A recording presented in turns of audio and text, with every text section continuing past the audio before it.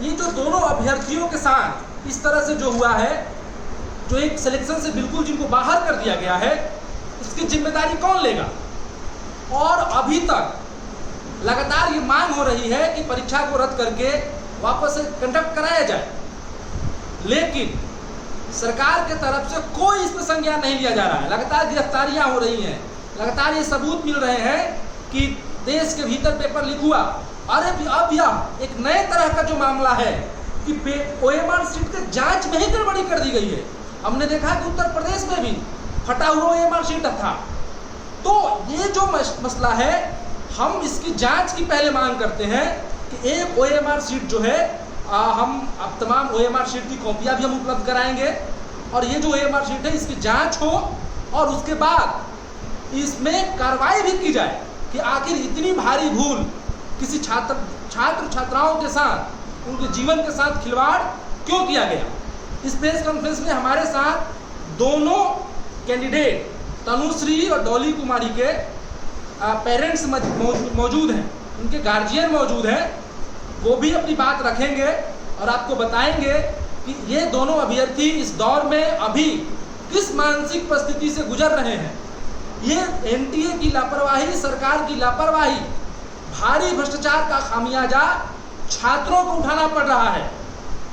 और देश के भीतर जो वर्तमान में शिक्षा मंत्री हैं, इस बात से वो इनकार कर रहे हैं और पेपर रद्द करके वापस एग्जाम लेने की और इसकी उच्च स्तरीय जांच से भी इनकार कर रहे हैं। लेकिन अब इस मामले को कैसे छुपाया जाएगा? ये पूरा मामला उठकर के सामने आया है कि इसमें धांधलियां हुई हैं, चाहे वो मार्कशीट का मामला हो या फिर प्रेस का मामला हो। इन तमाम मामलों के बीच आपके पास जो मामला है, उससे क्या लगता है कि NTA जो एजेंसी है उसके द्वारा पूरी तरह से परीक्षा को में धांधली किया गया है, और आपके साथ क्या हुआ है? धांधली के साथ साथ घोर लापरवाही गार्जियन, स्टूडेंट, सारे लोगों के साथ किया जा रहा है। स्टूडेंट जो छात्र के साथ किया गया है वो आपको साक्ष्य के साथ मैं दिखाना चाहता हूँ।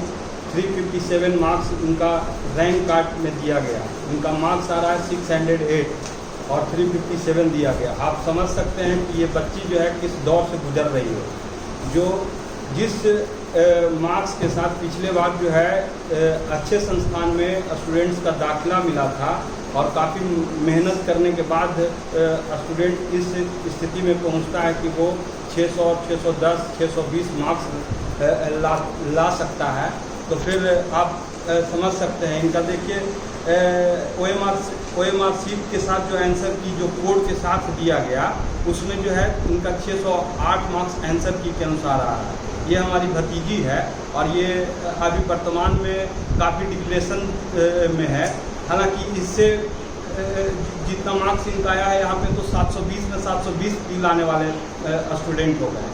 तो भी एक उम्मीद ये कर सकती थी कि हम भी जो है मेडिकल कॉलेज में पढ़ेंगे। सामान्य वर्ग से आती है और हम लोग सामान्य वर्ग से आते हैं, तो लेकिन सारे चीज़ों पे जो है पानी फिर गया।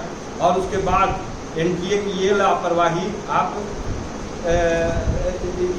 इनका जो ये मार्क्स 357 आया है, उसके बाद जो है जब ये 4 जून को रिलीज़ किया गया, उसके बाद लगातार अपने मेल से और कॉरेस्पॉन्डेंस टेलीफोनिक्स NTA से संपर्क करने के बावजूद भी, मेल करने के बाद भी आज तक उस पर कोई रिस्पॉन्ड नहीं दिया गया। यहाँ तक कि मेल भी रिसीव नहीं किया गया है मेरी जो बच्ची है उसका।